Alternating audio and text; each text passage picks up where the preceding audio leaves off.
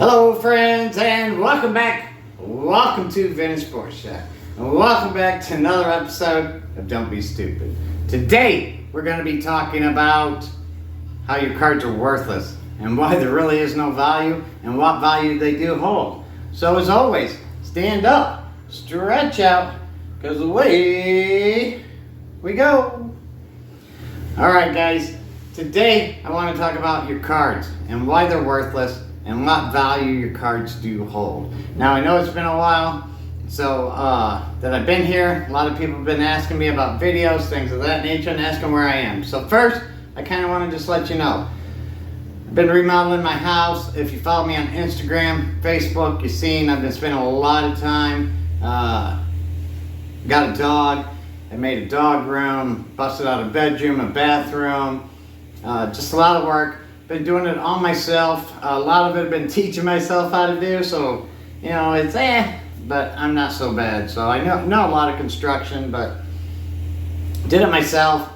Really proud of it. Painted the whole inside of my house. Did a lot of work trying to update it. Turned it in from a 3-bedroom, 1-bath to a 4-bedroom, 2-bath. So it's quite big, and it was something I was really proud to do myself. But I'm here. I'm back. Someone asked about the cards. What did I do with the cards? Most of you have been with me from the beginning. You know, I pulled all that stuff out of my closet. I wanted to do something, wanted to get back in the hobby, wanted to be semi-retired, wasn't sure what I was going to do. Got them out, started doing my thing. Always wanted to do it for fun. I think I needed to step away for a minute, and got a lot of harassing text, phone calls, so just want to step away for a minute, take a breath, but what always rejuvenates me is Shipshewana Card Fest. If you haven't seen my video on Shipshewana Card Fest, go ahead and go check it out. It was a great time. I always enjoy it. But to today's topic, guys, remember, don't be stupid. What I wanted to talk about, recently I seen, it might have been today or even yesterday, but it kind of prompted this video, a Paul Skeens 101. And there was 2 of them. This was the Topps post, and Topps have made 2 Skeens autographed 101s, the exact same cards, it just had a different patch.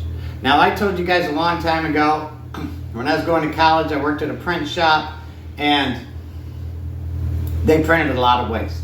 They printed more than just the 1-of-1s or the 2-of-2s or these things are stacked this high in a warehouse, just in case.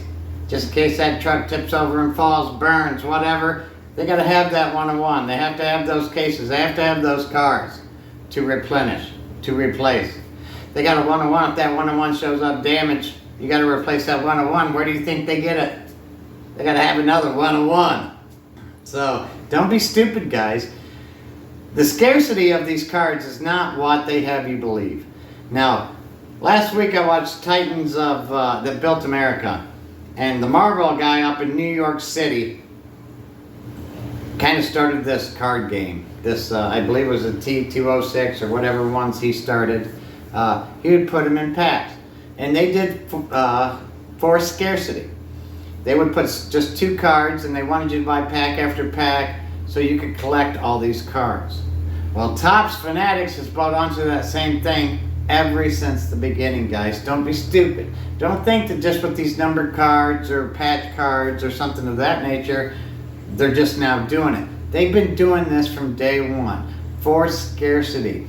They would put one Rickey Henderson in a box and not another one, or this rookie in a box and not another one.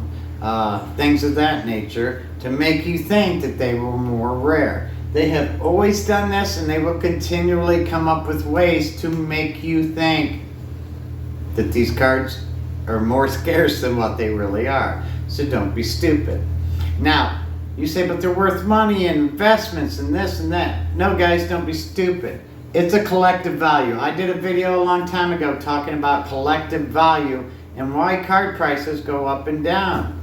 It's because at whatever specific point in time that we are at, and whatever specific player the hype's on, the value of that card, the price of that card, because there is no value, the price of that card goes up. But as soon as a whole, as a collective, we quit chasing that card, that value drops.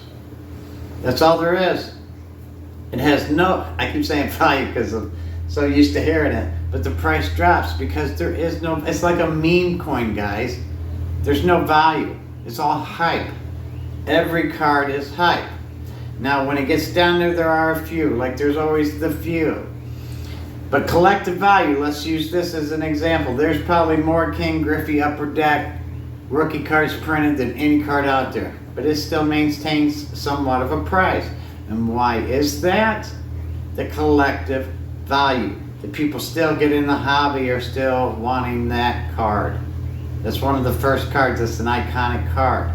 It will always maintain some time a price point. That's a better word, price point, not value. I'll try to use that to keep this simple. Now, I know everyone talks about junk wax. No, it's worthless. It's dead. Guys that don't have no price point, because as a collective, we're not all collecting it. If we got all these new kids into the hobby thinking that the 87 Topps was the best set ever, that would have a high price point. It doesn't matter how many is printed. If there was more people wanted it than what were printed, because their belief that it had some type of value, they would have a higher price point. Has nothing to do with junk wax, has nothing to do with scarcity, has to do supply, demand, collective value. That's it in true scarcity, not forced scarcity. So don't be stupid, guys. Don't get caught up in chasing cards, thinking they're investments, because your cards are worthless. They really are. And I've said this before, the only person that those cards have value to is you. The last person to have that. The last person holding that egg, that's the only person to have value. And sometimes it's not monetary value. Sometimes it is the true collector. It's the team, knowing the person, whatever connects that card to that person. That's the true value. Now, don't be stupid, I spent this weekend in Shipshewana, one of the best card shows in the country. Loved every second of it. I hardly sold any cards. Spent tons of cards, opening cards with Grady, Asher, Avery, some kids that are local to Fort Wayne, always at the show, been running around for 2-3 years, great kids. And hung out with them, had a great time promoting them, showing them, hey, this is the hobby. You know, sell a few cards, have a good time. You know, there's a lot of people there that are chasing that dollar. And guys, don't be stupid. It's kind of funny. I mean, if you really see what goes on with these guys, these dealers, it's funny. Go watch Neo Card Comic. He talks about this new little roller suitcase card carrying thing they bought. All those freaking dorks were buying them. That was the hot thing, you know. Zion was there. And I told my one buddy, I was like, you know, you go to Kmart, or not Kmart, got them all, Walmart or Target, and you could buy you a suitcase for $300. They'd have compartments and be 10 times better than that cheap thing. Guys, don't be stupid. Don't get in this hobby. Don't chase the breaks. Don't. The sports cards are worthless. Don't be stupid. So, guys, I'm going to wrap it up. It's good to be back. Hopefully I can come up with some material every week. I know there's all kinds of stuff. There was that Jeff Wilson thing last week, and everyone was talking about it, but I wasn't going to jump on and do that. FA's not to go. That guy's ruined a lot of people's lives, and until they can start admitting that, until people can start admitting what they do ruins people's lives, ruins people's marriages, I don't call that the GOAT, guys. I don't call someone like Jeff Wilson, who will not take responsibility for what he's done. It's not the GOAT in my book, friends. Now, I hate to say it, but in this area, the GOAT, Mr. Card Collector 2. Now, I hate patting people on the back, but he keeps his chin up. He tries not to say too much investment. He tries to promote it as a hobby, even though he does make money at the dealer. So if we want to throw out GOAT names, I'm going to go with Mr.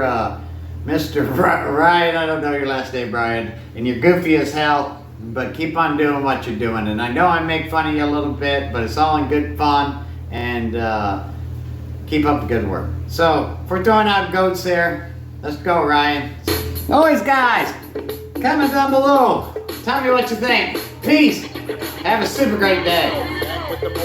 Why'd we really come here?